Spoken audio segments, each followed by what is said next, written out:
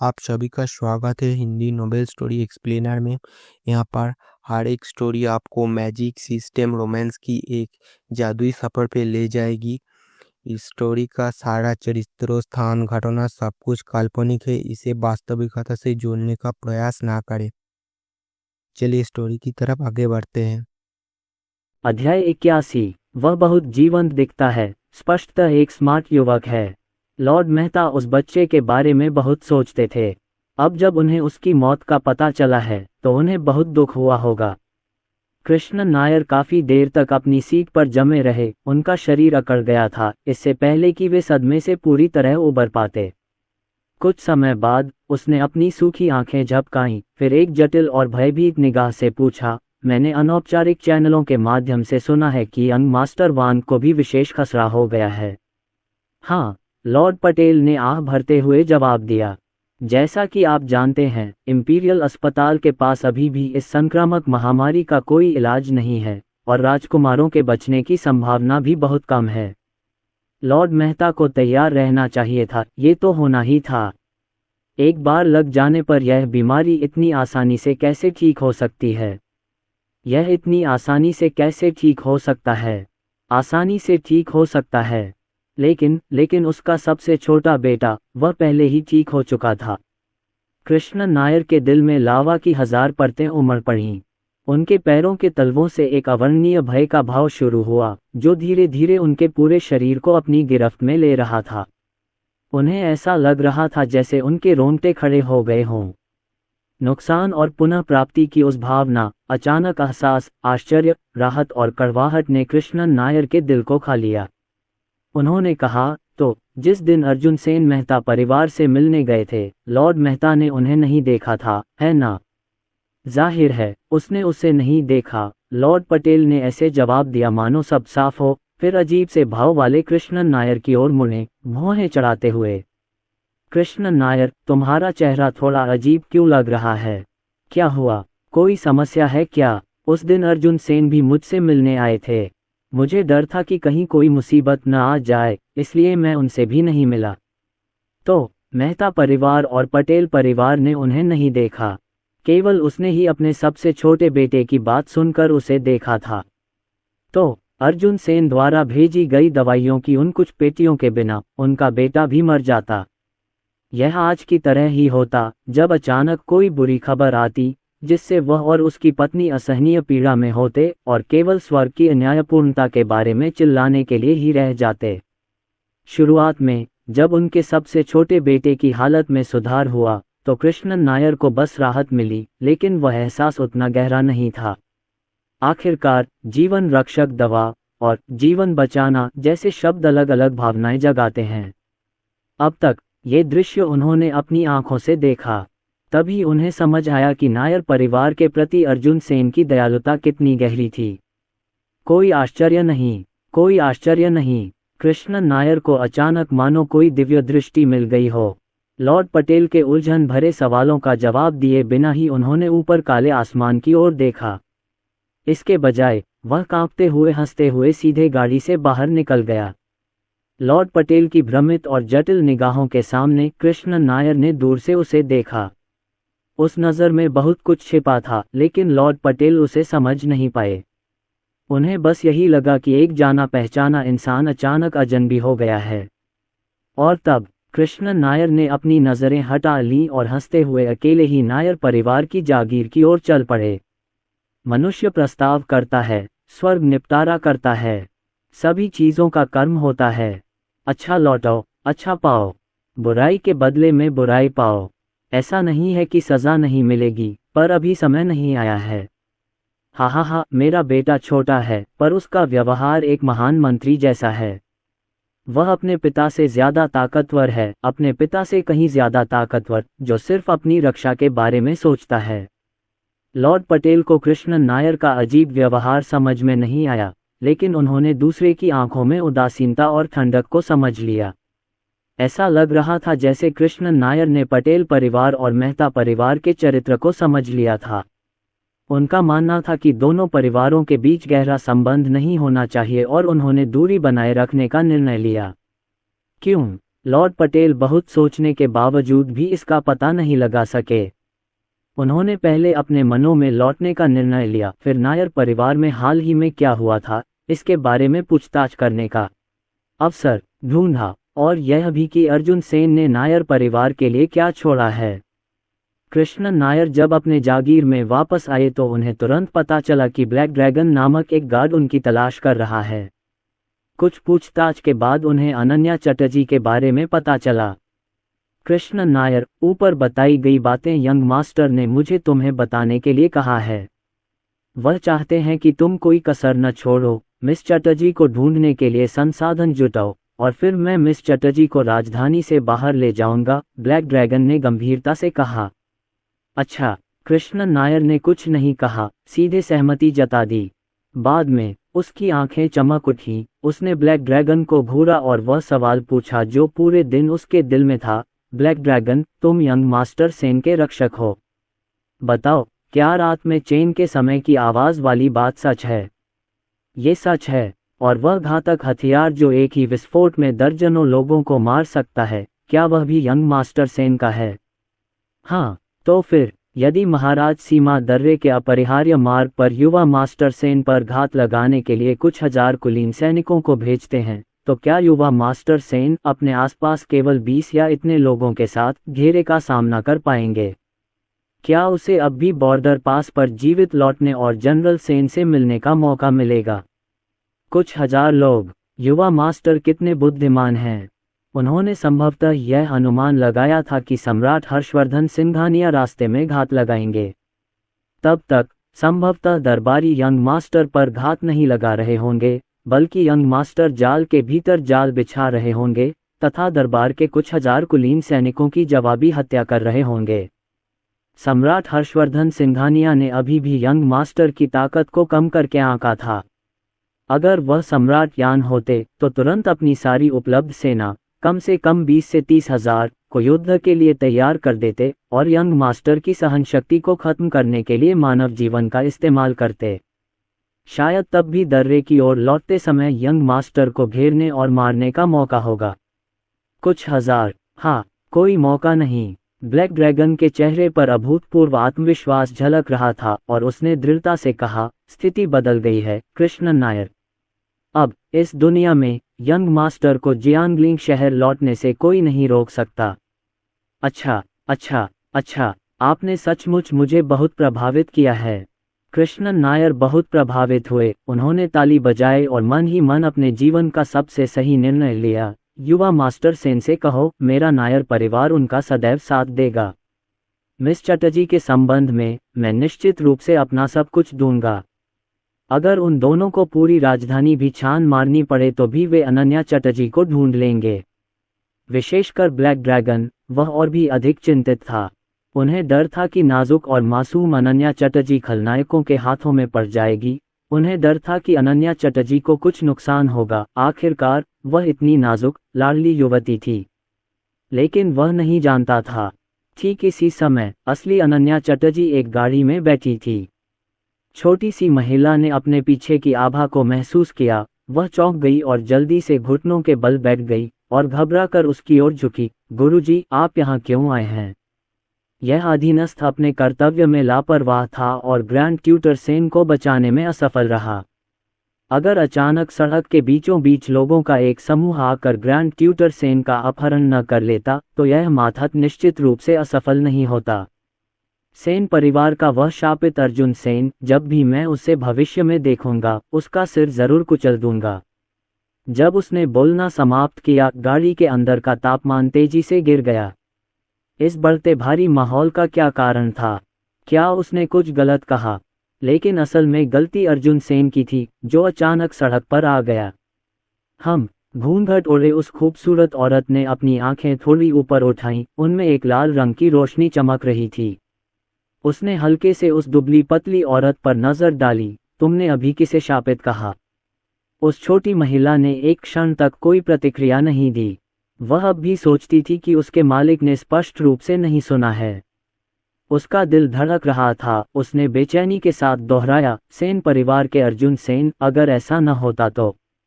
उसके आक्रोश भरे शब्दों का उत्तरार्ध अचानक रुक गया। थप्पड़, एक जोरदार थप्पड़ उस छोटी सी महिला के चेहरे पर पड़ा। अगले ही पल वह इस अनियंत्रित बल द्वारा गाड़ी से फेंक दी गई, इतनी जोर से गिरी कि उसकी क्यूई और रक्त फान पर आ गया। उसके चेहरे पर भय दिखाई देने लगा और उसने मुंह भर ताज़ा खून थूक दिया। मालिक, मेरी जान बख्श दो। वह छोटी सी महिला जमीन पर घुटनों के बल बैठ गई, उसके चेहरे पर पीड़ा थी। उसे पता ही नहीं था कि उसने क्या गलत कहा था। उसके सामान्यतः शिष्ट और शांत स्वभाव वाले स्वामी इतने क्रोधित कैसे हो सकते हैं? तुम खुद निकम्मी हो और तुम उसे दोष देने की हिम्मत कर रही हो। अनन्या चटर्जी ने अपनी अथाह आंखें सिकोड़ लीं। उसका आधा चेहरा घूंघट से ढका हुआ था और वह बस उस दुबली पतली औरत को देखती रही, जिससे उसका आधा चेहरा बेकाबू होकर कांप उठा। जोया तो बेकार है, जोया अपनी गलती जानती है। मुझे एक और मौका दो, मैं ग्रैंड ट्यूटर चटर्जी बैग को अर्जुन सेन से जरूर छीन लूंगा। उसके हाथ में चाहे कितना भी शक्तिशाली हथियार क्यों न हो, मुझे डर नहीं है। मैं तुम्हें फिर कभी निराश नहीं करूंगा। जैसे ही ये विनती के शब्द गिरे, अनन्या चटर्जी की आंखों के कोने थोड़े मुड़ गए और उन्होंने बड़ी खूबसूरती से अपनी मुद्रा सीधी कर ली। थोड़ी देर बाद उसने अचानक कुछ ऐसा कहा जिससे उसकी अधीनस्थ जोया हैरान रह गई। तुम सही कह रही हो, वह वास्तव में बहुत शक्तिशाली है। न केवल उनके पास एक विशाल दृष्टिकोण है, बल्कि वह हर कदम की योजना भी सावधानीपूर्वक बनाते हैं। पूरी राजधानी उन घातक हथियारों की ताकत के बारे में बात कर रही है, लेकिन इससे पहले मैंने एक भी आहट नहीं सुनी थी। इससे साबित होता है कि वह दूरदर्शी है और लंबे समय से राजधानी से भागने की योजना बना रहा था। जोया ने दर्द सहन किया और भयभीत होकर ऊपर देखा। क्या वह अंधी थी? वह अपने स्वामी की आंखों में साझा गर्व का संकेत कैसे देख सकती थी? वह, जो आमतौर पर उसकी ठंडी और निर्दयी गुरु थी, वास्तव में उस शत्रु की प्रशंसा कर रही थी जिसने ग्रैंड ट्यूटर चटर्जी की दूरदर्शिता का अपहरण कर लिया था। कई साल पहले ही अनन्या चटर्जी को पता था कि सेन परिवार को इस विपत्ति का सामना करना पड़ेगा। सेन परिवार और अर्जुन सेन की रक्षा के लिए उसने हर कीमत पर अपनी शक्ति बढ़ाई, अपनी शक्ति छिपाई और राजधानी में गुप्त रूप से निष्क्रिय रही। अब आखिरकार उसके पास शाही निषिद्ध सेना से मुकाबला करने की शक्ति आ गई थी। लेकिन इससे पहले कि वह कुछ कर पाती, अर्जुन सेन बांस की टहनी की तरह चमकते हुए प्रकट हुए। मास्टर, क्या हम अब भी ग्रैंड ट्यूटर चटर्जी थेन को बचाएंगे? महिला की आंखें भ्रम और घबराहट से भरी थीं। कोई जरूरत नहीं। अनन्या चटर्जी ने अपने वस्त्र के सुनहरे धागे वाले किनारे को ठीक किया। शांत और गरिमामयी भाव से उसने अपने हाथ आगे की ओर जोड़े। उसकी भौहें और आंखें कोमल थीं। मैं खुद चली जाऊंगी। आखिरकार वह मेरे बिना सो नहीं सकता। उन्होंने आज सुबह मुझसे ये भी कहा था कि क्या मैं उनके साथ राजधानी छोड़ने के लिए अपनी संपत्ति और प्रतिष्ठा छोड़ने को तैयार हूँ। उसने कहा कि वह मुझे अकेला नहीं छोड़ेगा, वह मुझे अपने साथ ले जाएगा। जब मिस वर्मा को सम्राट यान ने कैद कर लिया था, तब भी उन्हें इसकी परवाह नहीं थी, लेकिन उन्होंने सिर्फ मुझसे पूछा था। क्या आपको नहीं लगता कि अब उन्हें मुझसे थोड़ी बहुत मोह हो गई है? जोया, ये गर्जनापूर्ण शब्द सुनकर उसे ऐसा लगा जैसे आसमान टूट पड़ा हो। उसका मालिक क्या बकवास कर रहा था? जोया के अनुसार अनन्या चटर्जी को अपने पास आने वाले पुरुषों से सख्त नफरत थी और यहाँ तक कि उसे महिलाओं से गहरा डर भी था। पहले ऐसे पुरुष भी थे जो अनन्या चटर्जी को इतनी बड़ी शक्ति का प्रबंधन करने के लिए नीची नज़र से देखते थे और उसके करीब आने की कोशिश करते थे। लेकिन उनका भाग्य अत्यंत दुखद था। उनकी कब्रों पर अब 3 बार नई घास बिछाई गई। मास्टर, आप जोया के साथ मजाक तो नहीं कर रहे हैं ना? अर्जुन सेन आपसे ये बातें कैसे कह सकता है? उसकी तो पहले से ही एक मंगेतर है जो ग्रैंड ट्यूटर सेन की बेटी है, आपकी नहीं। तुम हमारे गुट की नेता हो, निर्णायक और रहस्यमयी। तुम कुलीन परिवारों की उन नाजुक और शक्तिहीन युवा लड़कियों जैसी बिल्कुल नहीं हो। जोया ने अपना सूजा हुआ चेहरा ढांकते हुए कहा। हालांकि जोया को अपने मालिक की असली पहचान के बारे में निश्चितता नहीं थी, फिर भी वह उन युवा लड़कियों में से नहीं हो सकती थी जो केवल कढ़ाई करना और जीथर बजाना जानती थीं। अचानक वहां कौन बात कर रहा है? महल के द्वार की ओर से एक क्रोधित चीख सुनाई दी। अरे नहीं! जोया का दिल धड़क उठा। वह खुद को बहुत लापरवाह होने के लिए कोसने लगी, सदमे के कारण चिल्लाने के लिए, जिसने महल के पहरेदारों का ध्यान आकर्षित किया। वह जल्दी से गाड़ी में बैठ गई और भागने की तैयारी करने लगी। अनन्या, पीछे से सुनाई देने वाले 2 शब्दों में अदम्य उत्साह और खुशी थी। यान का युवराज वहीं खड़ा था, उसका शरीर अकड़ा हुआ था, उसकी आंखें चौड़ी और गहरी थीं, और वह गाड़ी के अंदर बैठी महिला पर टिकी हुई थी। हालांकि उसने घूंघट ओढ़ा हुआ था, उसका चेहरा ठंडा और अगम्य था। लेकिन युवराज, जो दिन रात उसकी अद्भुत सुंदरता का आनंद लेता था, अपनी प्रेमिका को कैसे नहीं पहचान सकता था। अनन्या, मुझे पता था कि तुम मुसीबत में नहीं पड़ोगी। अच्छा है, अच्छा है। क्या तुम यहाँ खास तौर पर मुझे ढूंढने आए हो? युवराज आगे बढ़े, अनन्या चटर्जी को दिलासा देने के लिए गाड़ी में चढ़ना चाहते थे, जो काफी सदमा झेल चुकी थी, लेकिन उन्हें अनन्या को नाराज करने की भी चिंता थी। वह रुका, अपने हृदय में उमड़ते उत्साह को दबाते हुए, और गाड़ी के बाहर रुक गया। अनन्या चटर्जी की निगाहें ठंडी और दूर से क्राउन प्रिंस पर घूम गईं, मानो उनकी आंखों में चिंता और आश्चर्य को पूरी तरह से अनदेखा कर रही हो, अविचलित, यहाँ तक कि भावशून्य। क्या क्राउन प्रिंस को मुझसे कोई काम है? युवराज उस दृश्य को देखकर मोहित और चकित हो गए। भगवान ही जाने, जब उसने जिनलुवान हॉल में अनन्या चटर्जी के लापता होने की खबर सुनी तो वह कितना चिंतित और डरा हुआ था। वह अपनी प्रेमिका को खोने का दर्द फिर कभी नहीं सहना चाहता था।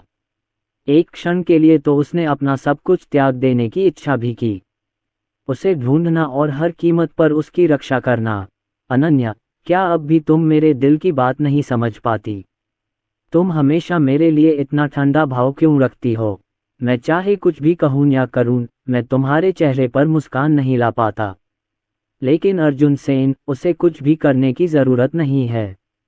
दरअसल इन 3 सालों में मिस वर्मा के लिए उसने आपको बार बार चोट पहुंचाई है, आपकी गरिमा और चटर्जी मैनर की प्रतिष्ठा को मिट्टी में मिला दिया है।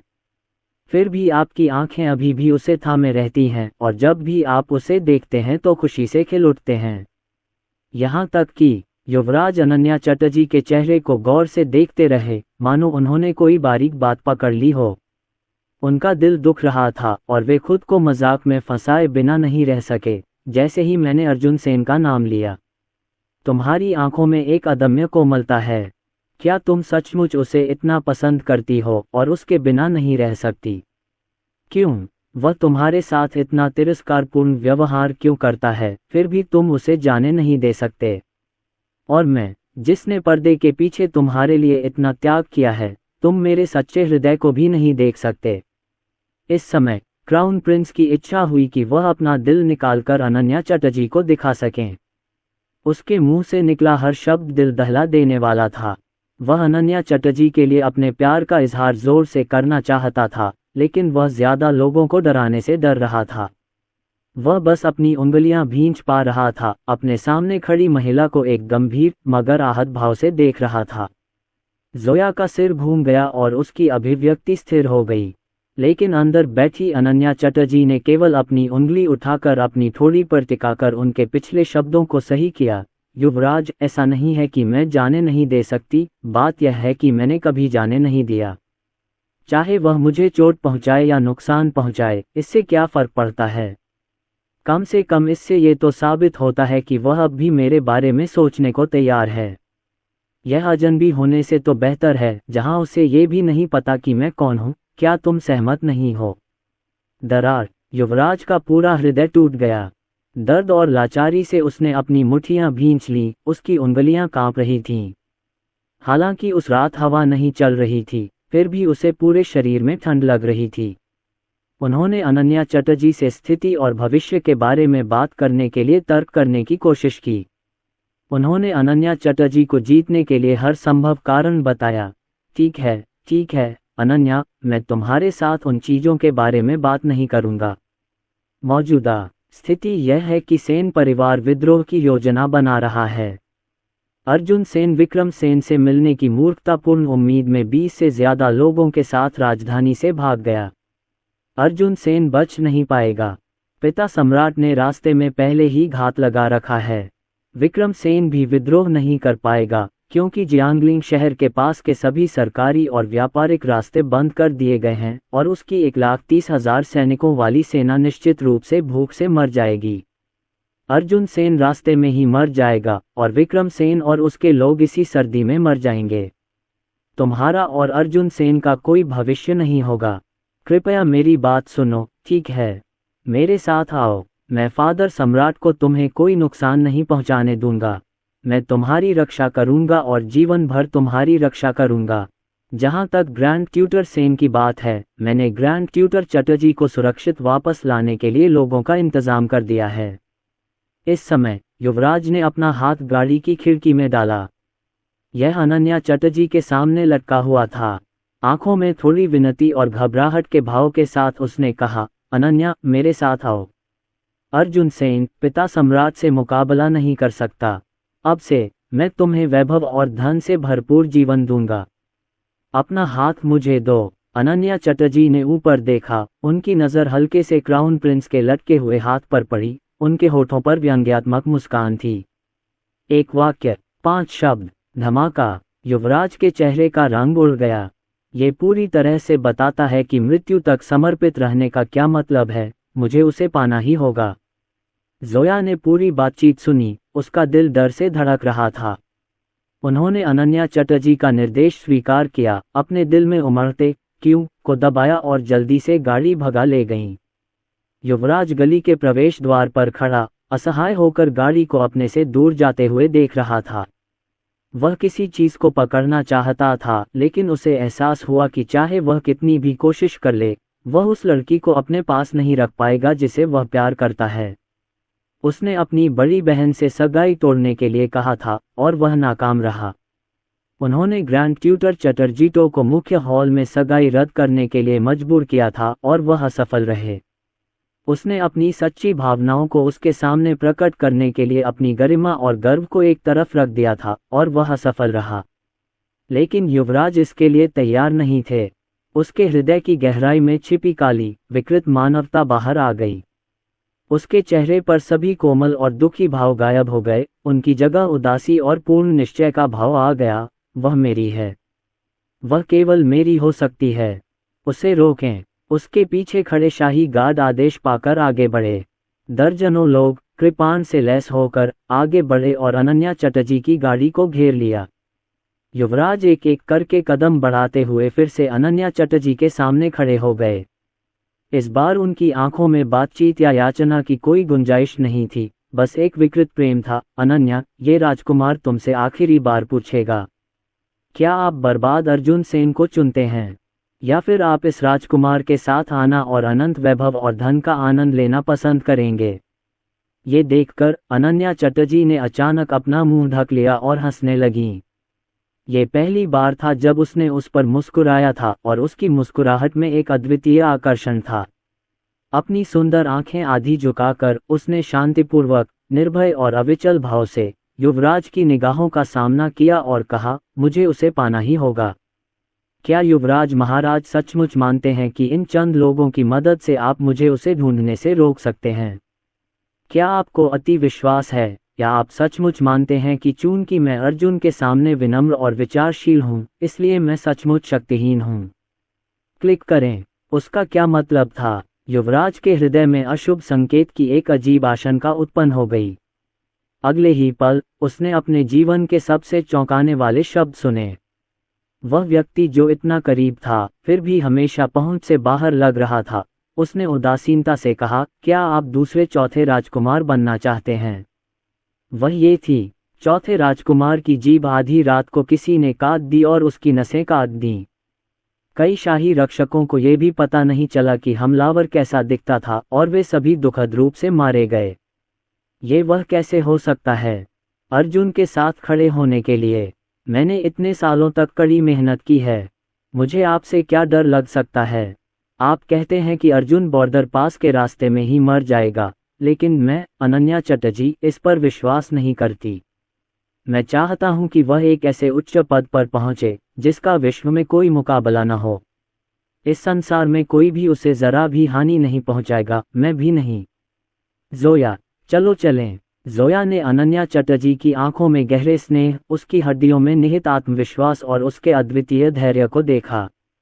फिर उसने युवराज की ओर देखा, जो स्तब्ध था और काफी देर तक होश में नहीं आ सका। उसका दिल तेजी से धड़क रहा था।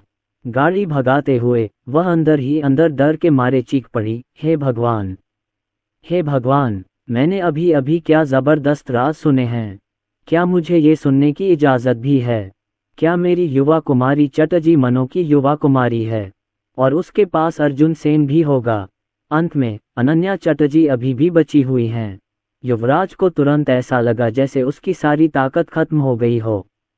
वह ठंडी नीली जमीन पर गिर पड़ा, अपने हाथों को देखा जो उसे भी थामे नहीं रख पा रहे थे जिसे वह प्यार करता था, और गुस्से में अनिच्छा से जमीन पर मुक्का मारने लगा। अर्जुन सेन, ये राजकुमार तुम्हारे साथ कभी समझौता नहीं कर पाएगा। एक दिन ये राजकुमार अनन्या को वापस ले जाएगा। मैं चाहता हूं कि तुम मर जाओ, मर जाओ। युवराज की आंखें लाल हो गईं, उनके भीतर हत्या की इच्छा जाग उठी और उन्होंने लिटुओ काउंटी में अर्जुन सेन के जीवन को पूरी तरह से समाप्त करने की कसम खा ली। 3 दिन बाद लिटुओ काउंटी में शहर के द्वार बंद कर दिए गए तथा वहां से गुजरने वाले सभी लोगों की कड़ी जांच की गई। महामहिम ने कबूतर के माध्यम से एक गुप्त संदेश भेजा जिसमें लिटुओ काउंटी के मजिस्ट्रेट और झेंग जियांग जनरल को आदेश दिया गया कि वे अर्जुन सेन पर घात लगाने के लिए 8000 कुलीन सैनिकों को भेजें और अर्जुन सेन से अद्वितीय किला हथियार को पूरी तरह से जब्त कर लें। सेन परिवार की जान का सवाल है। अप्रासंगिक। 8000 संख्या सुनकर मजिस्ट्रेट का सिर सिहर उठा। फिर उसने गुप्त पत्र पर लिखी कार्मिक जानकारी देखी। 20 से ज्यादा लोगों की एक भागने वाली टीम, और हमें उन पर घात लगाने के लिए 8000 कुलीन सैनिक भेजने हैं। क्या महामहिम उनके दिमाग से निकल गया है? मजिस्ट्रेट ने अंतिम 5 शब्द निगल लिए, उन्हें जोर से बोलने का साहस नहीं जुटा पाए। उनके सामने बैठे झेंग जियांग जनरल और डिप्टी जनरल के हाव भाव बेहद जटिल थे। उन्होंने गुप्त पत्र को हाथ में लिया और कई बार पढ़ा, लेकिन उसे समझ नहीं पाए। सीमित सूचनाओं के इस दौर में राजधानी से आने वाली खबरें जल्दी नहीं फैलती थीं। दोनों सेनापति केवल सम्राट यान के गुप्त पत्र के आधार पर ही विश्लेषण कर पाए। इसमें लिखा है कि सेन परिवार का बेटा अर्जुन सेन विद्रोह करके भाग गया है। 20 से अधिक लोग, जिनमें 2 महिलाएं भी शामिल हैं, उनके पास बेहद विनाशकारी हथियार हैं। राजधानी में उन्होंने अकेले ही 100 से ज्यादा लोगों से लड़ाई लड़ी और लगभग 2000 शाही रक्षकों और शाही रक्षकों को मार गिराया। झेंग जियांग जनरल ने अपनी कनपटियां रगड़ी। उसे यह बात और भी बेतुकी लगी, क्या ये पत्र सचमुच राजधानी से आया है? देखो, यहाँ क्या लिखा है, 1 या 2 ली की दूरी से अदृश्य रूप से लोगों को मारना, उनके अंग उड़ा देना। मैं 30 साल से ज्यादा जी रहा हूँ और ऐसी बातें कभी नहीं सुनी। मैं घात कैसे लगा सकता हूँ? लेकिन चाहे कितना भी बेतुका क्यों न हो, उन्हें शाही आदेश का पालन करना ही था। उप जनरल ने अपना सिर हिलाया, लिटुओ काउंटी का नक्शा निकाला और बीच में घाटी की ओर इशारा किया। जनरल, हमारे लिटुओ काउंटी में सभी गार्ड, गश्ती दल, सैनिक और रिजर्व कर्मियों की संख्या मुश्किल से 10,000 से अधिक है। यह क्षेत्र अर्जुन सेन के लिए बॉर्डर पास तक जाने का एकमात्र रास्ता है। अपनी यात्रा की गति के आधार पर अर्जुन सेन समेत सभी विद्रोहियों को लिटुओ शहर में पहले ही प्रवेश कर जाना चाहिए था। वे बॉर्डर पास पर विक्रम सेन से मिलने के लिए उत्सुक हैं और उनकी संख्या भी कम नहीं है। दिन में यात्रा करना बहुत ही संदिग्ध होगा, इसलिए वे आज रात शहर से चुपके से निकल जाने की योजना जरूर बनाएंगे। आज रात हम 8000 विशिष्ट सैनिकों को जुटाएंगे और घाटी के दोनों ओर आवश्यक रास्तों पर अर्जुन सेन पर घात लगाएंगे। ये पत्र बातों को बहुत बड़ा चढ़ाकर कह रहा है। मैं देखना चाहता हूं कि अर्जुन सेन के हथियार वाकई कितने शक्तिशाली हैं। तथापि इन तीनों को क्या पता नहीं था, अर्जुन सेन का आज रात घाटी से गुजरने का कोई इरादा नहीं था, क्योंकि उन्हें बहुत पहले से ही यह अनुमान था कि सम्राट हर्षवर्धन सिंघानिया उनके हाथों में मौजूद मारक अस्त्र के लालच में होंगे और निश्चित रूप से सबसे लाभप्रद इलाके में घात लगाएंगे। तो वह कहाँ था? वह सेन परिवार के साथ एक चाय घर में आराम से बैठे थे। उसके पीछे 1 दर्जन से अधिक बड़े तेल के बैरल तैयार खड़े थे। अर्जुन सेन ने चाय की चुस्की ली, आंखें सिकुड़ी और दूर लिटुओ काउंटी के अन्न भंडार की ओर देखा। लिटुओ काउंटी सिंघानिया देश के मध्य क्षेत्र के शहरों में से एक था। यहाँ कुल मिलाकर लगभग 10,000 सैनिक थे। 8,000 विशिष्ट सैनिकों को घात लगाकर हमला करने के लिए भेजने के लिए उन्हें निश्चित रूप से विभिन्न विभागों से कर्मियों की आवश्यकता होगी। यकीन से अर्जुन सेन ने स्वयं देखा कि अन्न भंडार पर तैनात 300 सुरक्षा कर्मियों में से 6 या 7/10वें हिस्से को वहां से हटा दिया गया। बहुत बढ़िया, केवल लगभग 100 लोग ही बचे। भतीजा चेंग ग्रैंड ट्यूटर चटर्जी अगले दिन उठे। अभी भी वह उस दिन जेल में देखे गए दृश्य को पूरी तरह से समझ नहीं पाया था। आप अनन्या के शरीर को जानते हैं। वह आमतौर पर घर से बाहर नहीं निकलती, नाजुक और कमज़ोर है और मुर्गी भी नहीं बांध सकती। अगर राजधानी में उसे कोई खतरा हो जाए तो क्या होगा? वह तो चींटी को भी नहीं हरा सकती। अगर उसका सामना किसी खूंखार आदमी से हो जाए तो वह इतनी डर जाएगी कि उसके पैर जेली जैसे हो जाएंगे और वह 3 दिन तक कुछ नहीं खाएगी। मेरी बेचारी कमज़ोर बेटी, मैं सोच भी नहीं सकती कि वह इस दुनिया में कैसे जिंदा रहेगी। जैसे ही ग्रैंड ट्यूटर चटर्जी बोले, उनकी आंखें लाल हो गईं और उन्होंने अपनी आस्तीन से आंसू पोंछे। अर्जुन सेन का सिर दुखने लगा और उनकी बात सुनकर उनका दिल चिंता से धड़कने लगा। लेकिन समय की मार झेल रहा था। उसके पिता के परिवार के पास जल्द ही खाने पीने का सामान खत्म होने वाला था। बॉर्डर पास पर भारी बर्फबारी होने वाली थी और 1,30,000 सैनिकों की जान अर्जुन सेन के हाथों में थी। ब्लैक ड्रैगन को राजधानी में खोज के लिए रुकने के अलावा उसके पास कोई अन्य विकल्प नहीं था। चाचा, अर्जुन सेन ने अपनी कनपटियां रगड़ते हुए अपनी 380वीं सांत्वना भरी बात दोहराई, मैंने ब्लैक ड्रैगन को नायर परिवार को ढूंढने के लिए भेज दिया है। नायर परिवार जिनलुवान हॉल में फादर के लिए आवाज़ उठाने को तैयार है। नायर परिवार अनन्या की खोज जैसी हानिरहित बात पर भी सहमत हो जाएगा। चिंता मत करो, भूल जाओ। मैं खुद चिंतित हूँ, लेकिन बॉर्डर पास पर 1,30,000 लोगों की जिंदगी मेरी प्रतीक्षा कर रही है ताकि मैं उन्हें बचा सकूं। मैं बस ब्लैक ड्रैगन से आने वाली खबर का इंतज़ार कर रहा हूँ। जियांगलिंग शहर पहुँचने के बाद भी अगर अनन्या की कोई खबर नहीं मिली तो मैं तुम्हें तुरंत राजधानी वापस ले जाऊंगा और खुद अनन्या को ढूंढूंगा। मेरे कान में बातें मत करो, मुझे अब वो खतरे में नजर आने लगी है और मेरा दिल घबरा रहा है।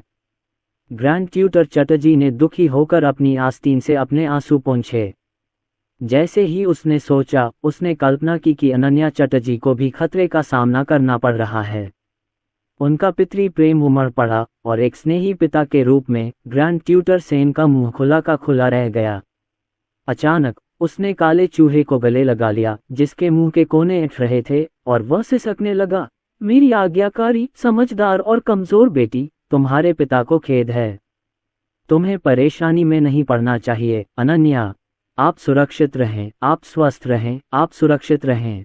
अनन्या, तुम्हारे पापा तुम्हारे बिना कैसे रह सकते हैं? अर्जुन सेन का माथा ठनका। उसके रोने से वह और भी चिंतित हो गया।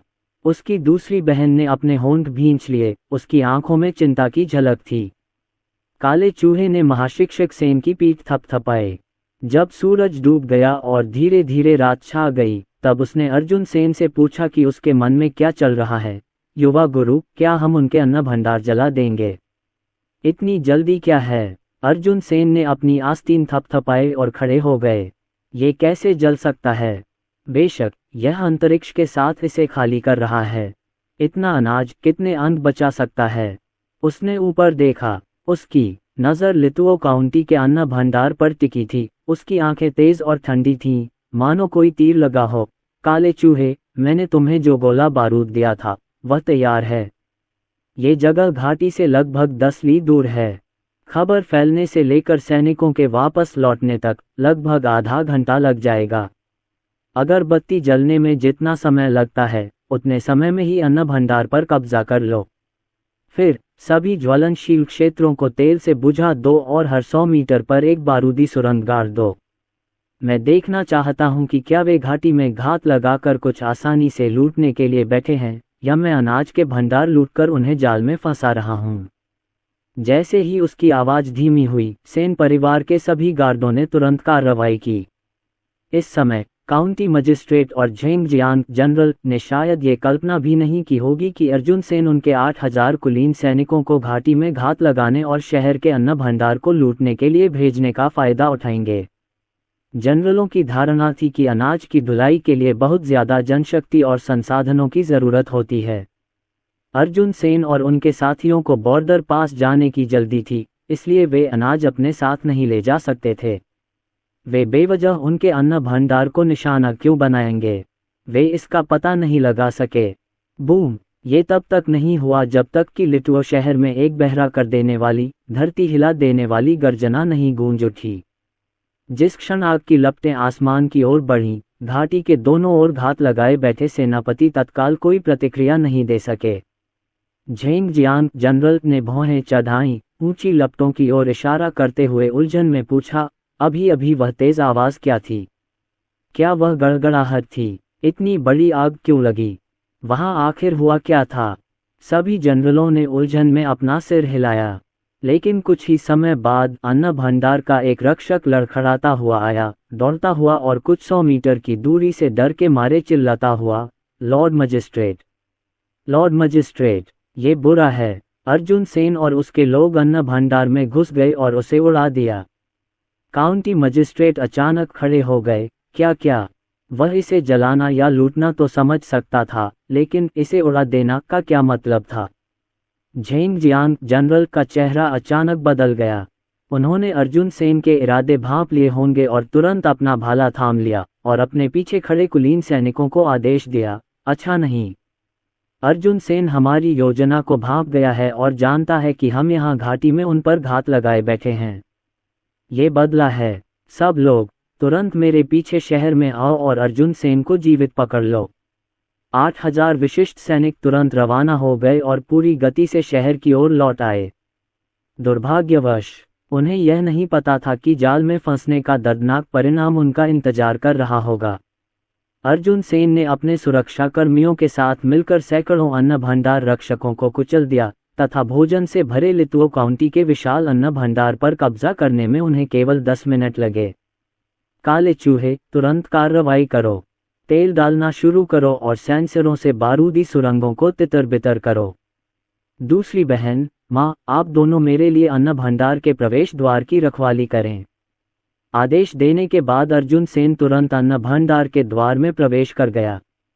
जहां तक नजर जाती थी, अर्जुन सेन के सामने टनोटन अनाज पड़ा था। सिंघानिया देश के एक मध्य क्षेत्र के शहर की अपेक्षा के अनुरूप सैन्य अनाज भंडार काफी बड़ा था, लगभग 400,000 शे अनाज।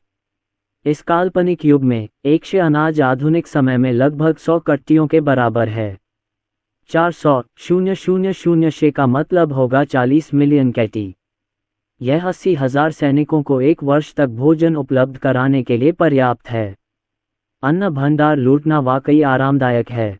अपने एक हाथ के इशारे से मैंने लाखों अन्न बचा लिए। फुश! अर्जुन सेन ने अपना हाथ हिलाया और मन ही मन अंतरिक्ष में स्टॉक के बारे में सोचने लगे। पलक झपकते ही उनके निजी स्थान में 400,000 शे अनाज जमा हो गया। ये सब करने के बाद अर्जुन सेन ने अपनी जगह से एक हथगोला निकाला। दरवाज़ा बंद करके बाहर निकलते हुए उसने हथगोला अन्न भंडार में फेंक दिया ताकि ऐसा लगे कि वह जल गया है। बूम! गर्जना इतनी तेज थी कि कान फट गए और आग की लपटें आसमान की ओर उठीं, जिससे आधा आकाश लाल हो गया। उसी समय उनके अधीनस्थ गार्ड पहले से ही बारूदी सुरंगों से निपट चुके थे, सभी ज्वलनशील क्षेत्रों को ईंधन से बुझा रहे थे और अर्जुन सेन के आदेश की प्रतीक्षा कर रहे थे। अर्जुन सेन ने तुरंत सभी को कुछ किलोमीटर दूर एक ऊंची दीवार के पीछे छिपा दिया। इस स्थिति से वे अन्न भंडार के पास रखी हर वस्तु को स्पष्ट रूप से देख सकते थे। वे यहाँ हैं, युवा मास्टर, वे यहाँ हैं। काले चूहे ने उत्तेजित भाव से आग की लपटों को देखा। जैसे ही काउंटी मजिस्ट्रेट और झेंगजियांग जनरल दौड़कर वहां पहुंचे, उन्होंने देखा कि दुखद रूप से मृत गार्डों की लाशें जमीन पर बिखरी पड़ी थीं। आग की लपटों में घिरे अन्न भंडार को देखकर वे तुरंत भड़क उठे। धिक्कार है अर्जुन सेन पर। उसने वास्तव में हमारी तैयारी न होने का फायदा उठाकर अन्न भंडार पर घात लगा लिया।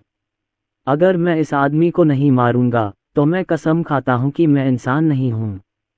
तुरंत उसकी तलाश करो। अर्जुन सेन और अन्य लोग ज्यादा दूर नहीं भाग सकते थे। झेंग जियांग जनरल ने अत्यंत क्रोध से भरकर अपनी निर्दयी आंखें सिकोड़ लीं और 8000 कुलीन सैनिकों को दोनों मुख्य सड़कों पर खोज करने का आदेश दिया। इस बीच उन्होंने अनाज की बर्बादी की सीमा का आकलन करने के लिए कई 100 कुलीन सैनिकों को अन्न भंडार में ले गए। तथापि इससे पहले कि झेंग जियांग जनरल प्रवेश कर पाते, उससे ज्यादा पीछे नहीं, अचानक धरती हिला देने वाली गर्जना गूंज उठी। एक धमाकेदार ध्वनि, पूरी धरती हिल गई। आह! दुश्मन हमला, दुश्मन हमला! पीछे हटो, सब पीछे हटो! रंबल, मेरे पैर! आह! मैं देख नहीं सकता, मैं सुन नहीं सकता, मैं देख नहीं सकता। आग! यहाँ ईंधन है। बारूदी सुरंगों के सबसे नज़दीकी सैनिक टुकड़े टुकड़े हो गए, उनके अंग कट गए। जो दूर थे उनके कान के पर्दे क्षतिग्रस्त हो गए, उनके कान खून से लथपथ हो गए और वे डर के मारे चीखने लगे। वे घबराकर भाग गए और अचानक भड़की आग की लपटों में उनके भौतिक शरीर जल गए। और तब उनके कदमों की आहट से बारूदी सुरंग का संवेदन क्षेत्र सक्रिय हो गया।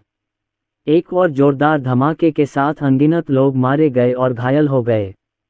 अव्यवस्था, बिल्कुल अराजकता, पूरे शहर में चीखें गूंज उठीं। झेंग जियांग जनरल और काउंटी मजिस्ट्रेट की आंखें चौड़ी हो गईं, उनके दिल गहरे सदमे से कांप उठे। उन्होंने अपने ही सैनिकों को उड़ाकर जिंदा जलाए जाते देखा, जो उस गुप्त पत्र में वर्णित घटना से 100 गुना ज्यादा भयानक और विचित्र था। और सबसे भयावह बात तो ये थी कि उन्हें इसका कारण भी नहीं पता था। वे केवल इतना जानते थे कि ये सैनिक पीछे हट गए हैं, और जैसे ही वे पीछे हटे, वे अचानक एक धमाके के साथ मर गए। सामान्य, ये भूमिगत है, हथियार भूमिगत दफन हैं, उन्हें छूने का मतलब निश्चित मृत्यु है। ये अजीब चीजें कहाँ से आईं, ये वास्तव में क्या हैं? जनरल, हमें क्या करना चाहिए? मैं मरना नहीं चाहता। ये बहुत भयानक है। बिना किसी चेतावनी के हिलना मत, सब लोग स्थिर खड़े रहो। प्रारंभिक आतंक के बाद जनरलों ने शांत होकर सभी सैनिकों को आदेश दिया कि वे जल्दबाजी में कोई काम न करें। काउंटी मजिस्ट्रेट और झेंग जियांग जनरल की 3 ईथर आत्माएं और 7 भौतिक आत्माएं आधे डरकर भाग गए। अब जाकर उन्हें समझ आया कि महाराज ने 8000 कुलीन सैनिकों को क्यों भेजा था। 8000, सिर्फ 20 से ज्यादा लोगों पर घात लगाने के लिए। ऐसे घातक हथियारों के साथ, जब तक वे पर्याप्त मात्रा में हैं, 8000 तो क्या, 80,000 भी तो यहाँ मर सकते हैं, है ना? वे पलटवार कैसे कर सकते थे? वे लड़ कैसे सकते थे? हा हा हा हा, कैसी ध्वनि! हा हा हा हा हा! झेंग जियांग जनरल ने अचानक ऊपर देखा। उसने दूर से ऊंची दीवार पर 20 से अधिक आकृतियां देखीं। 8000 कुलीन सैनिकों को भय से जमे हुए देखकर सेन परिवार के गार्डों ने बहरा कर देने वाला उपहास किया। लिटुओ काउंटी के 8000 कुलीन सैनिक, मेरे युवा मास्टर के सामने इससे अधिक कुछ नहीं है। तुम निकम्मे कायरों, हम यहीं खड़े हैं, क्या तुम में इतनी हिम्मत है कि आकर हमें पकड़ सको? हा हा हा हा हा! दूर से देखने पर अर्जुन सेन सबसे प्रमुख स्थान पर खड़े थे। हालांकि झेंग जियांग जनरल उनके हाव भाव या व्यवहार को स्पष्ट रूप से नहीं देख पा रहे थे, लेकिन वे अंदाजा लगा सकते थे कि अर्जुन सेन के वर्तमान हाव भाव बेहद उत्तेजक और अहंकारी होंगे। वह क्रोधित था, वह बिल्कुल क्रोधित था। अर्जुन सेन और अन्य लोगों को बिना किसी हड़बड़ी के मुड़ते और चले जाते देखकर, बारूदी सुरंगों के कारण अन्न भंडार के पास फंसे हुए कुलीन सैनिक क्रोध से अपने दांत पीसने लगे, उनकी आंखें लाल हो गईं। झेंग जियांग जनरल इस अपमान को बर्दाश्त नहीं कर सका। उसने अचानक अपनी कमर पर बंधी लंबी तलवार निकाली और जोर से चिल्लाया, भाड़ में जाए यह अपमान! मुझे यकीन नहीं होता कि किलर वेपन इतने ज्यादा हो सकते हैं। किसी को भी पीछे हटने की इजाजत नहीं है। मेरे लिए उन्हें मार डालो, मार डालो! उनका भावुक रक्त प्रज्वलित हो गया। कई सैनिक बाहर निकल आए। 5 सेकंड बाद गड़गड़ाहट, फुस! बारूदी सुरंग फट गई और चिंगारी से ईंधन की विनाशकारी शक्ति दोगुनी हो गई। चारों ओर हृदय विदारक चीखें गूंज रही थीं। सैनिक अविश्वासी और मृत्यु से निडर होकर पुनः आगे बढ़े। गड़गड़ाहट! उन्हें थोड़ा डर और भय महसूस होने लगा, लेकिन दबा हुआ गुस्सा शांत नहीं हो सका और वे 100 मीटर आगे बढ़ते रहे। गड़गड़ाहट! लगातार कई धमाकों ने किलिंग इंटेंट को भड़का दिया, जो फिर भय से भस्म हो गया। बाकी 6000 से ज्यादा कुलीन सैनिक वहीं जम गए, अब 1 इंच भी आगे बढ़ने की हिम्मत नहीं कर पा रहे थे। तीरों और तलवारों का सामना करते समय वे मृत्यु के भय के बिना आगे बढ़ सकते थे। ऐसा इसलिए था क्योंकि सैनिकों के लिए तलवारें और तीर आम बात थी, उनके पास हमेशा थोड़ा विश्वास होता था और हमेशा लड़ने का मौका होता था।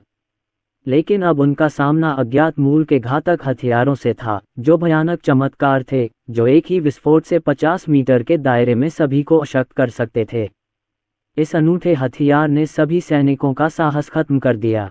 सामान्य, ये बहुत भयानक है। इतनी कम दूरी पर ही हमारे 1000 से ज्यादा लोग मारे जा चुके हैं। उन्होंने ईंधन भी डाला। किलर वेपन के विस्फोट से निकली चिंगारियां तेल के संपर्क में आते ही भयंकर आग लगा देती हैं, जिससे आसपास के सैनिक जिंदा जल जाते हैं। अब हम क्या करें? क्या हम बस अर्जुन सेन और बाकियों को शहर छोड़ते हुए देखते रहेंगे? और हमारी नाक के नीचे और हमें उकसाने के बाद, ये कैसा अपमान है। हर कोई डरा हुआ था, भयभीत था और आगे बढ़ना चाहता था, लेकिन मरने का साहस नहीं जुटा पा रहा था। मृत्यु से कोई भी नहीं डरता, विशेषकर जब अज्ञात का सामना करना पड़े।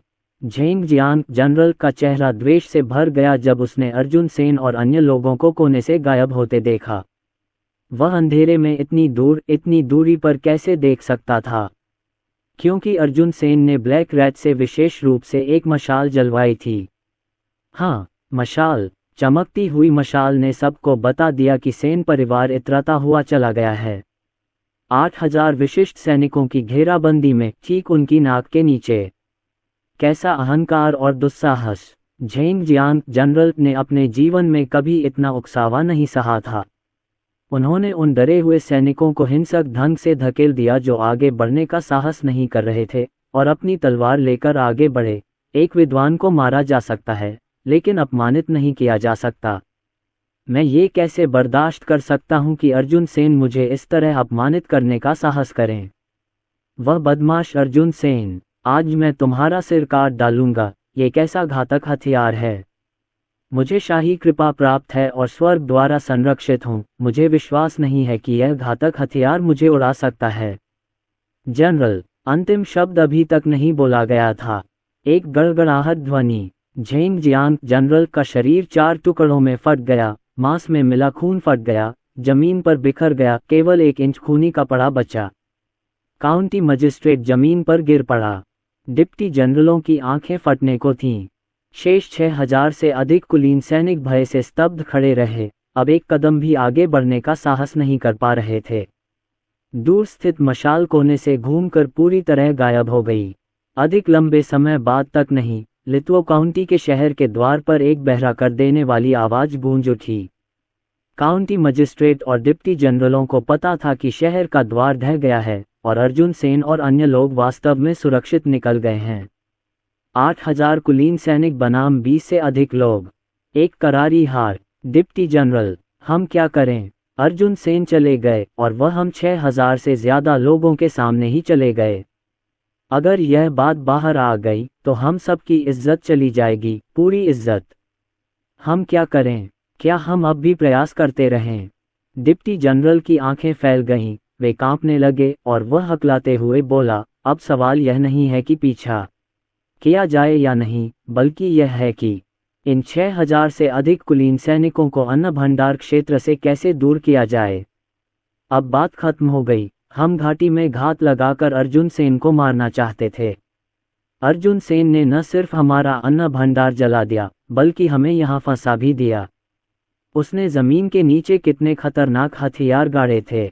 लितुओ काउंटी में घात लगाकर हमला और घेराव एक विनाशकारी हार में समाप्त हुआ। अगले दिन 6000 से अधिक बचे लोग दीवारों और घरों पर चढ़कर बारूदी सुरंग से बच निकलने में सफल रहे और फिर तुरंत पूरी गति से शाही महल की ओर दौड़ पड़े। इस समय अर्जुन सेन को बॉर्डर पास पहुंचने में अभी भी 3 या 4 दिन बाकी थे। जियांगलिंग शहर में तैनात 1,30,000 सैनिकों की सेना 2 दिनों से बिना भोजन के थी और ठंडी हवा, भूख के साथ उनके पूरे शरीर में फैल गई थी। सभी तैनात सैनिक अपनी बाहों में लिपटे हुए थे, उनके होंठ पीले पड़ गए थे और वे अपने लंबे भालों को कमजोरी से थामे हुए थे। टकराना। समय समय पर सैनिक जमीन पर बेहोश हो जाते थे। जब से गद्दार राजीव सक्सेना ने अंदर बाहर से सांठ-गांठ करके सारा राशन जला दिया, तब से वे दिन में सिर्फ एक बार खाना खा पाते थे, हमेशा सफ़ेद दलिया, पेट में तेल या चर्बी नहीं। हर दिन वे अपनी जिंदगी गुजारने के लिए अपनी इच्छाशक्ति पर निर्भर रहते थे। 2 दिनों तक चावल का एक भी दाना न खाने और केवल पानी पीकर जीवित रहने के कारण वे सचमुच अब और नहीं टिक सकते थे। जनरल सेन, आपने मुझे कुछ दिन पहले इंतज़ार करने को कहा था और मैंने इंतज़ार किया। अब क्या कोई परिणाम है? युवा डिप्टी जनरल भी इतना भूखा था कि उसकी नज़र धुंधली पड़ गई थी। उसकी आवाज़ कुछ दिन पहले जितनी तेज़ नहीं थी, बल्कि और भी कमज़ोर हो गई थी। बाहर पहरा दे रहे 2 सैनिक पहले ही बेहोश हो चुके हैं।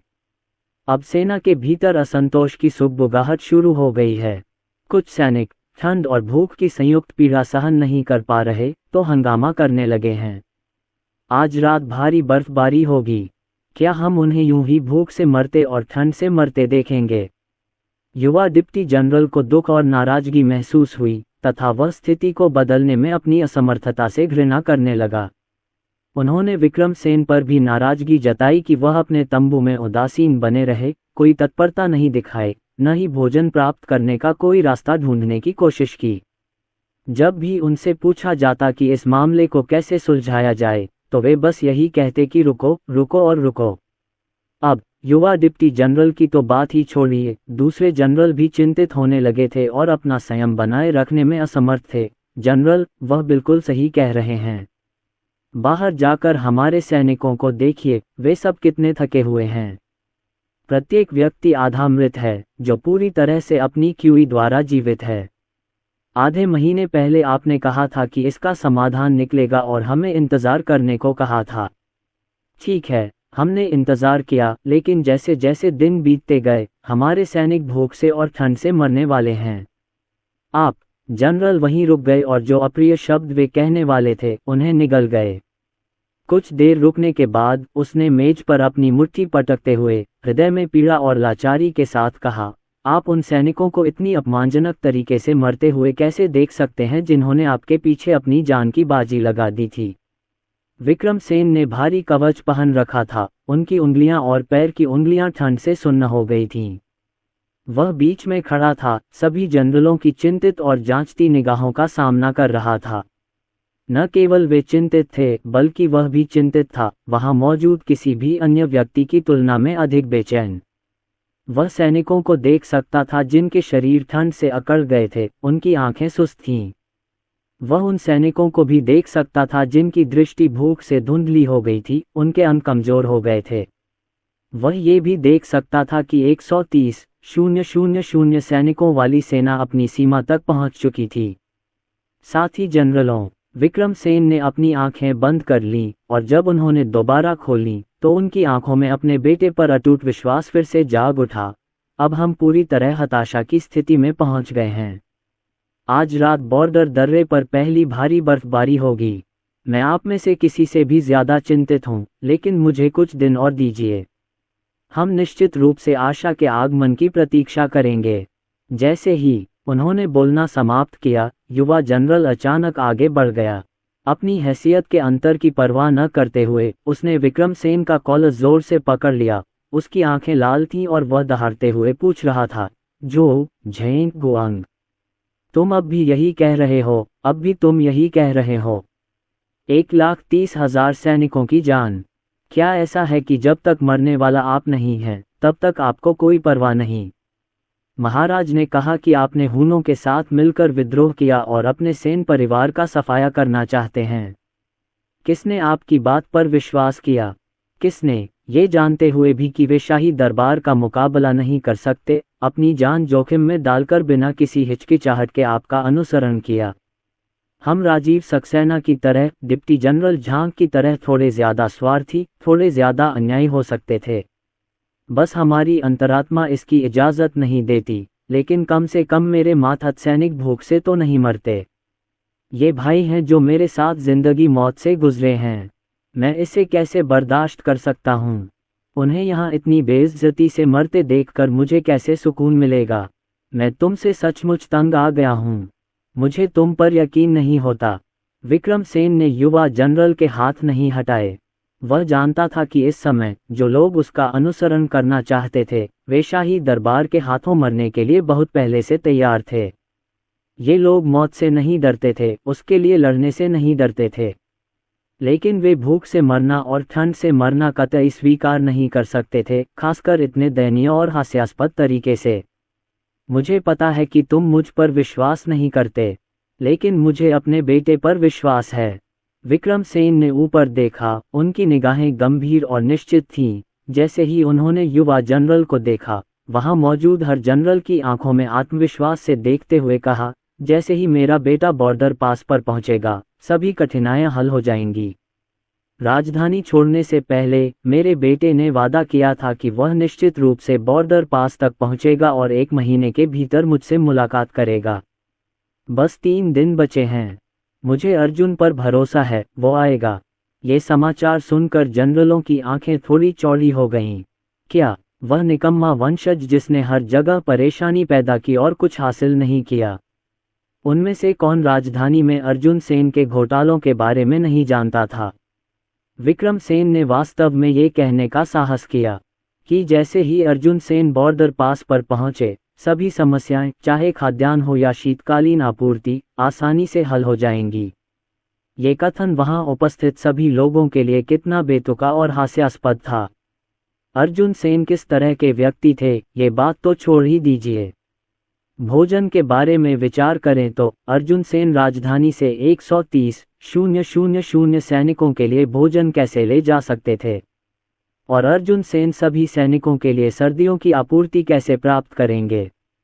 अच्छा, तर्क को एक तरफ रख दें, अगर अर्जुन सेन जियांगलिंग शहर के बाहर भी पहुंच जाते तो आधिकारिक सड़कों और व्यापारिक मार्गों, सभी प्रवेश द्वारों पर शाही दरबार के सैनिकों का पहरा होता। अर्जुन सेन इन वस्तुओं को शहर में कैसे ले जा सकते थे?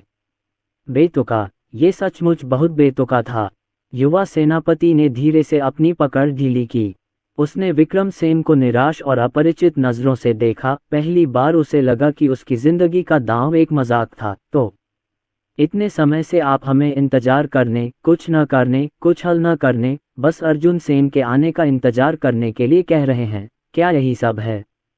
एक ऐसे आवारा आदमी का इंतजार करना जो राजधानी में औरतों का पीछा करता था और पूरे सिंघानिया इलाके में जाना जाता था, क्या यही है? आप अर्जुन सेन पर 130,000 सैनिकों की जान दांव पर लगा रहे हैं। आपका बेटा, हाँ, वह बंधक जिसे पहले ही राजधानी में महाराज ने हिरासत में ले लिया है। क्या आपको लगता है कि अपनी क्षमता के साथ वह पहाड़ों और नदियों को पार कर सकता है, हजारों शाही रक्षकों के घेरे को तोड़ सकता है, और फिर भी 130,000 मजबूत सेना के लिए खुलेआम आपूर्ति और भोजन ला सकता है, सुरक्षित रूप से सीमा दर्रे पर पहुंचकर आपसे मिल सकता है? क्या यही बात है? विक्रमसेन को पता था कि वह जनरलों को मना नहीं सकते। वह जानता था कि सिंघानिया देश के लोगों के दिलों में अर्जुन की छवि कितनी खराब थी, वह कितना आलसी था। वह ये भी जानता था कि उन रसद और खाद्य सामग्री को बॉर्डर पास तक पहुंचाना कितना बेतुका था। ठीक इसी वजह से विक्रमसेन इस बात को टालते रहे, इसे अब तक खींचते रहे, जब उनके पास इसे कहने के अलावा कोई विकल्प नहीं बचा था। विक्रमसेन को अपने होंठ भींचते और कोई प्रतिक्रिया न देते देखना, क्या ये स्वीकृति थी? युवा जनरल की आंखें आत्मा उपहास से लाल हो गईं। आदमी आसानी से आंसू नहीं बहाते, लेकिन इस पल उसे असहनीय अपमान का एहसास हुआ, मानो उसे मल खिला दिया गया हो। अच्छा, मैं अंधा था, मैं ही था, मैंने तुम्हें गलत समझा था। मैंने सोचा था कि आप जिम्मेदार और जवाबदेह हैं और 130,000 सैनिकों के जीवन के साथ कभी मजाक नहीं करेंगे, इसलिए मैंने आप पर भरोसा किया। तब तक भरोसा किया जब तक सेना का भोजन खत्म नहीं हो गया, तब तक भरोसा किया जब तक भारी बर्फबारी नहीं आ गई। लेकिन मुझे उम्मीद नहीं थी कि राजधानी में 3 साल रहने के बाद तुम इतने स्वार्थी, इतने निर्दयी और अन्यायी हो जाओगे। मैं तुमसे बहुत निराश हूँ। युवा जनरल ने अचानक अपने आंसू पोंछे, दांत पीस लिए और विक्रमसेन को गहरी नज़र से देखा। वह तंबू से बाहर भागा। गहरी सांस लेते हुए, मानो अपनी अंतरात्मा के विरुद्ध कोई निर्णय लेते हुए, उसने पूरी ताकत से चिल्लाकर कहा, पूर्वी छावनी के सैनिकों, तुम कहाँ हो? इसी क्षण से मैं मुख्य सेना से अलग होने की घोषणा करता हूँ। जो लोग इस सेनापति का अनुसरण करना चाहते हैं, वे आगे आएं। जैसे ही यह जोरदार आदेश आया, पूरा सैन्य शिविर गूंज उठा। पूर्वी शिविर के सैनिक धीरे धीरे इकट्ठे हुए। वे वहां दुबले पतले, पीले, दांत किटकिटाते हुए खड़े थे। युवा जनरल को भ्रम और सदमे से देख रहे थे, यहाँ तक कि उनके लिए भाले उठाना भी बहुत कष्टदायक था। युवा जनरल जितना अधिक देखता, उतना ही अधिक उसका हृदय टूटता और विडंबनापूर्ण महसूस करता। उसने अपना सिर घुमाया, चुप विक्रमसेन की ओर देखा और कहा, अन्न भंडार में चावल का एक दाना भी नहीं है, और सैन्य छावनी में सर्दियों के लिए कपड़ों का एक टुकड़ा भी नहीं है। तुम्हारा नेता होने के नाते मैं तुम्हें भूख से मरते हुए नहीं देख सकता। जो लोग मेरे साथ शहर छोड़ने को तैयार हैं, आशा की एक किरण पर दांव लगाने को तैयार हैं, वे मेरे पीछे आएं।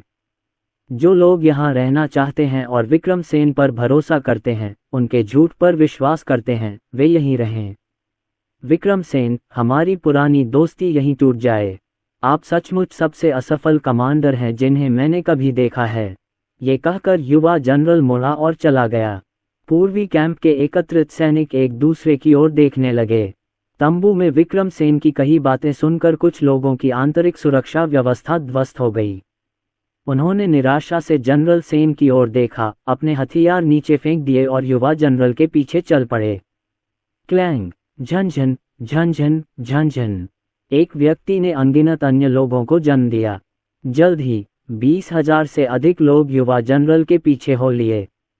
विक्रमसेन ने इन लोगों को नहीं रोका। उन्होंने बस दूसरे हिचकिचाते हुए सेनापतियों की ओर मुड़कर कहा, अगर तुम जाना चाहते हो तो चले जाओ। इस समय मुझ पर तुम्हारी निराशा समझ में आती है। विक्रमसेन की दृढ़ आंखों को देखकर कई सेनापतियों ने अपने मुंह हिलाए। उन्होंने गहरी सांस ली।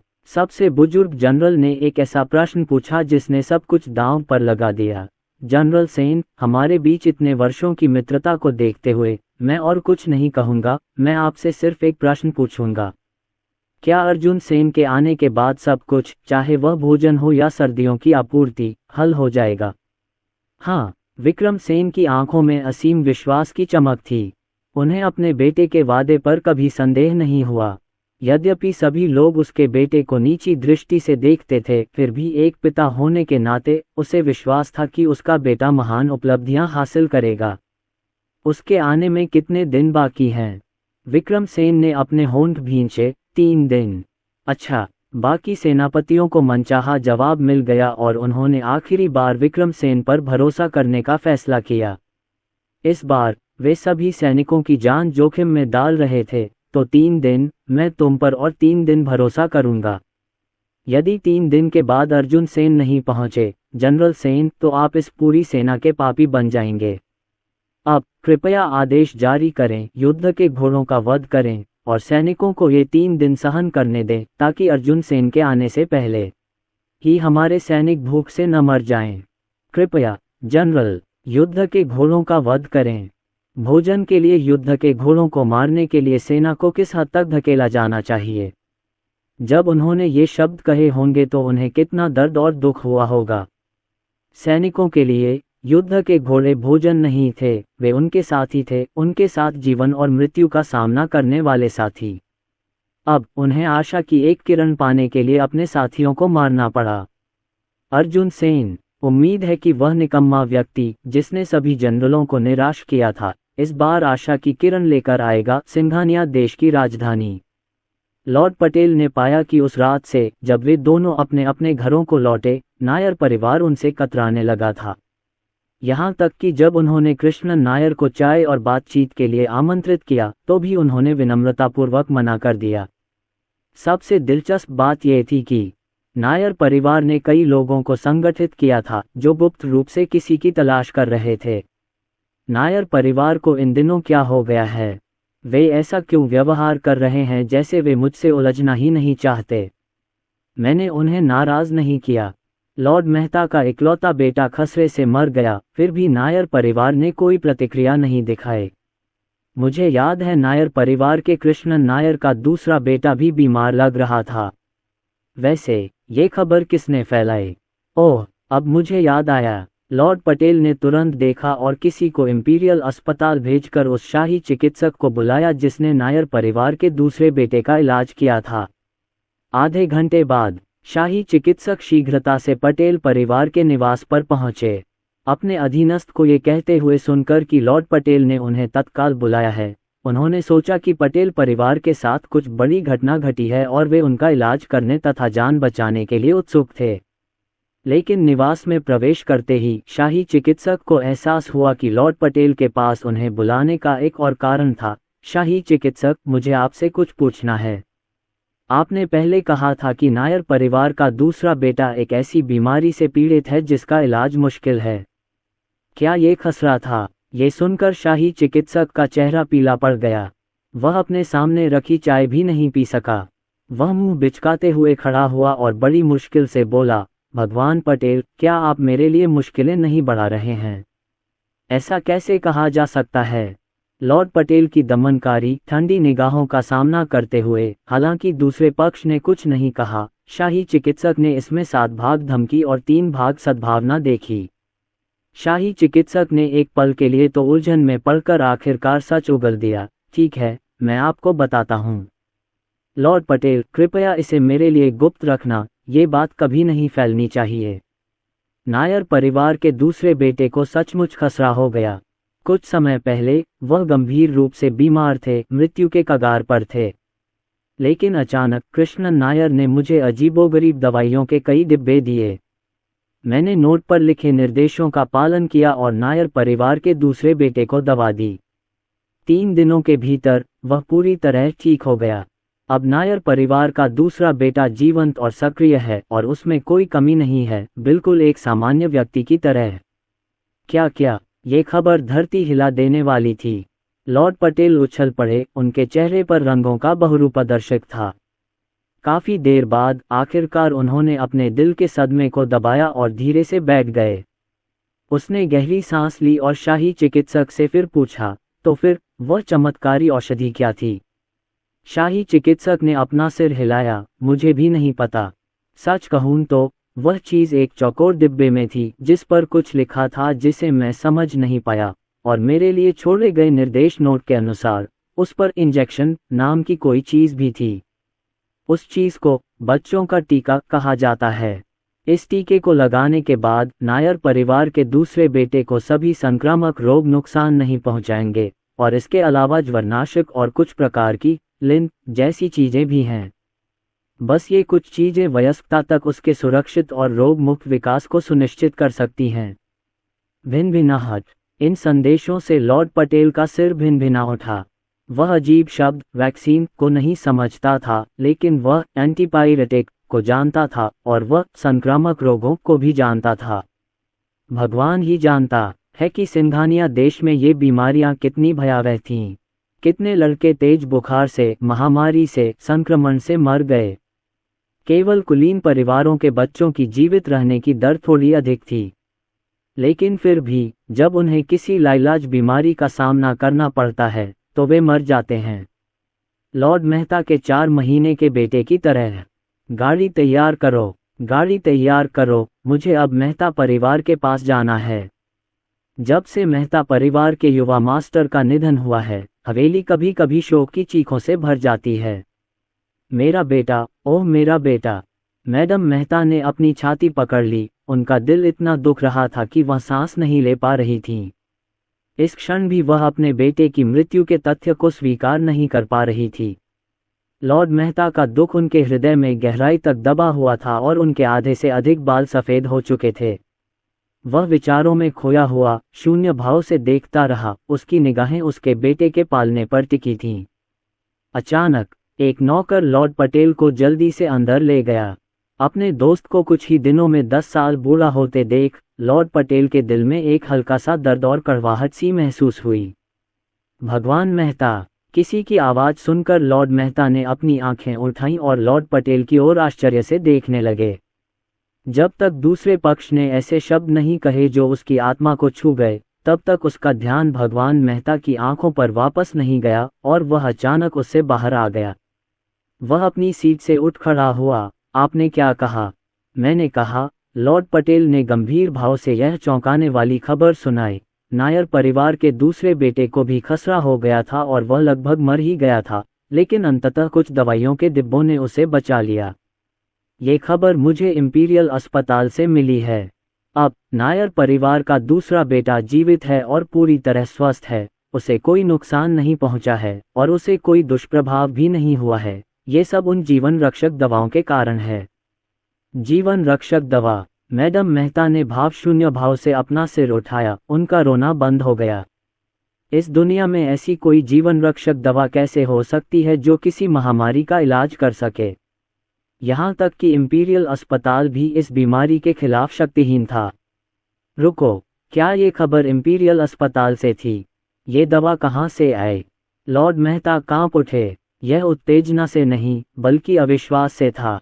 वह इस बात को स्वीकार नहीं कर सके कि उनके बेटे की मृत्यु के बाद जीवन रक्षक दवा उपलब्ध हुई। वह इस बात से कैसे सहमत हो सकता है? लॉर्ड मेहता, क्या आपको अभी भी याद है कि कृष्णन नायर ने उस दिन गाड़ी में क्या कहा था? उन्होंने बताया कि अर्जुन सेन के राजधानी छोड़ने से पहले वे हमारे 3 परिवारों से मिलने गए थे, लेकिन केवल नायर परिवार ने ही अर्जुन सेन का अपने घर में स्वागत किया। हालांकि अर्जुन सेन वहां मदद मांगने नहीं, बल्कि कुछ देने आए थे। अर्जुन सेन, जो एक ऐसा घातक हथियार बना सकते थे जिससे महाराज सावधान हो जाते, संभवतः नायर परिवार को जीवन रक्षक दवा भी दे सकते थे।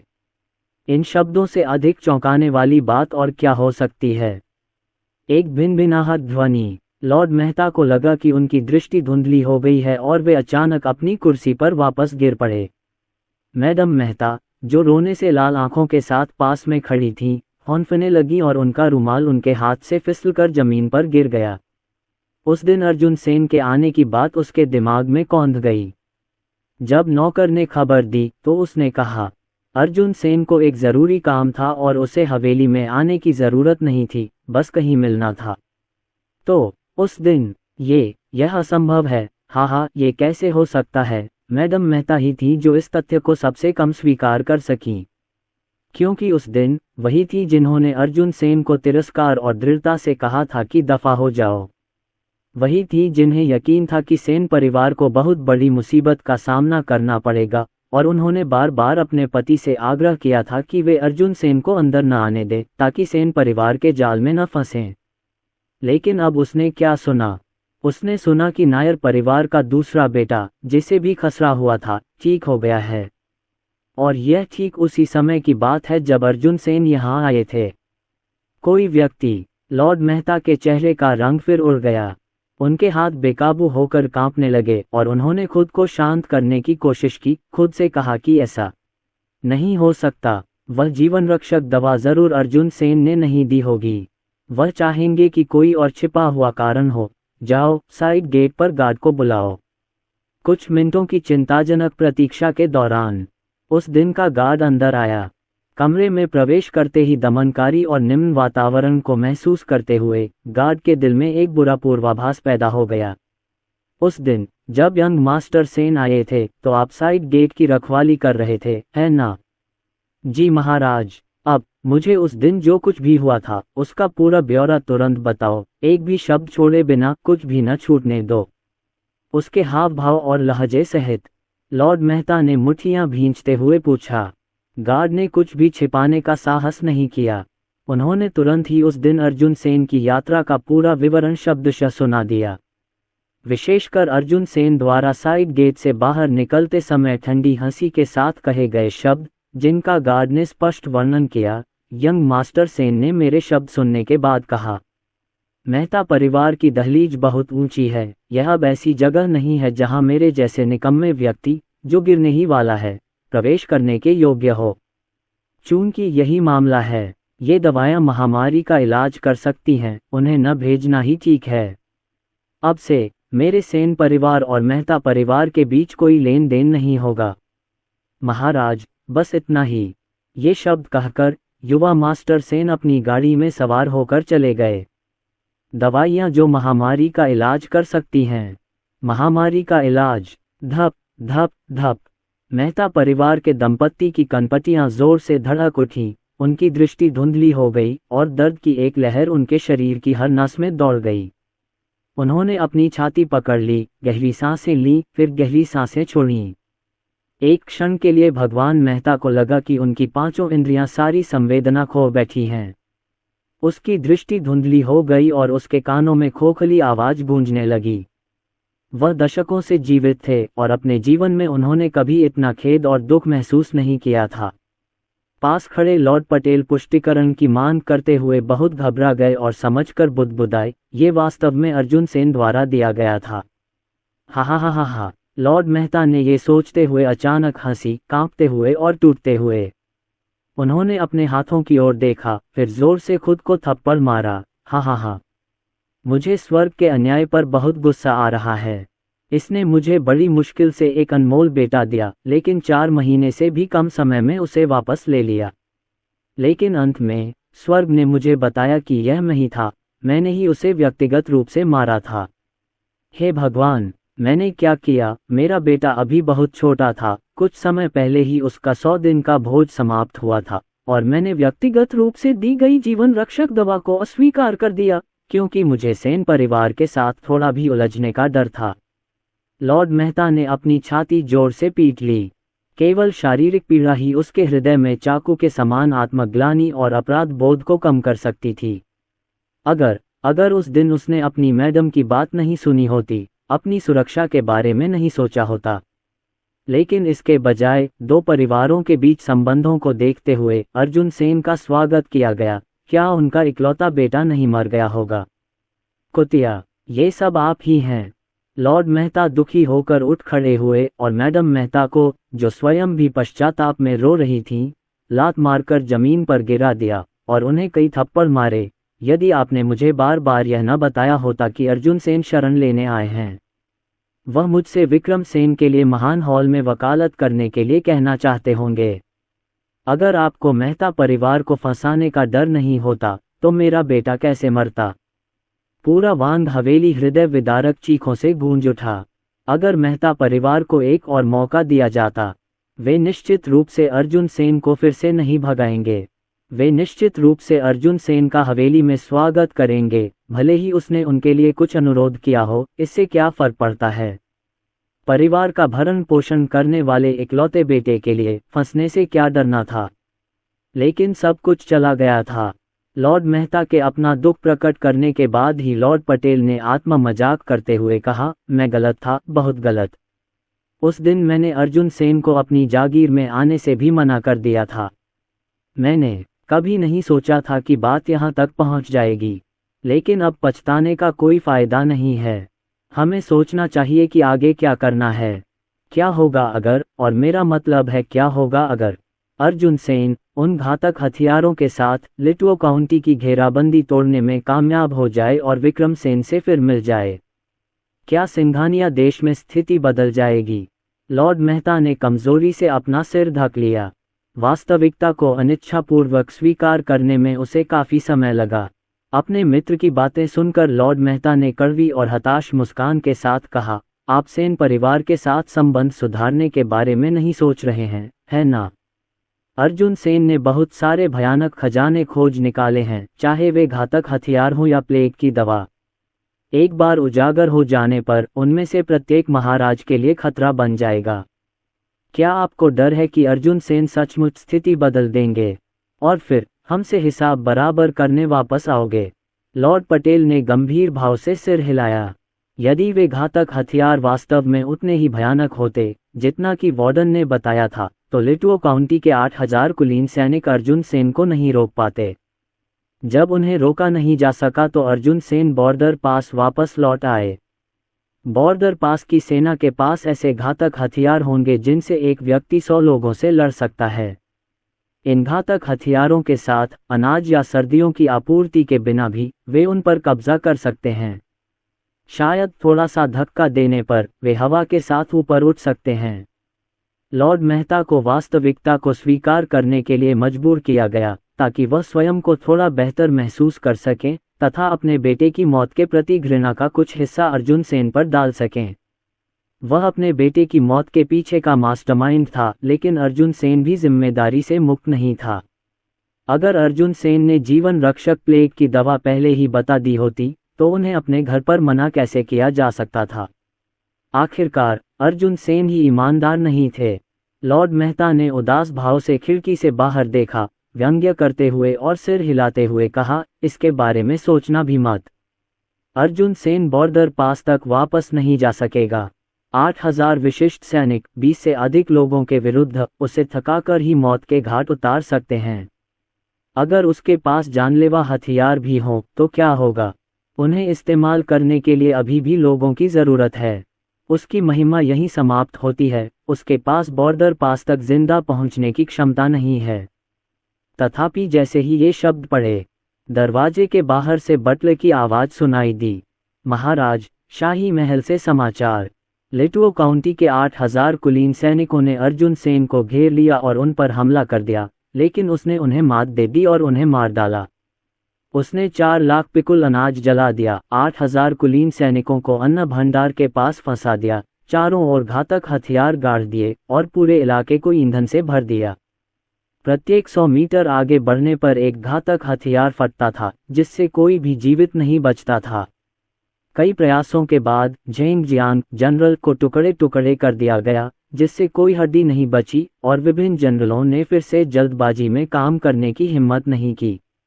अंततः अर्जुन सेन और उनका समूह हजारों लोगों के सामने शहर से बाहर निकल गया, जिसमें से लगभग 20 लोग पूरी तरह सुरक्षित थे।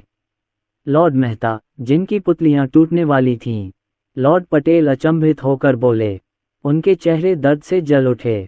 इस आश्चर्यजनक परिणाम ने लॉर्ड मेहता के पहले के शब्दों को पूरी तरह हास्यास्पद बना दिया।